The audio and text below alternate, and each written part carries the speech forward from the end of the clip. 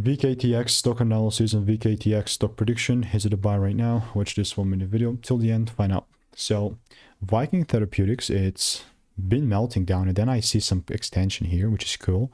Before I get into it, I've spent 5 figures on courses and mentors. I've cut out thousands of quick predictions, and all this has been documented on this YouTube channel. Looking at VKTX, I'm zooming out, and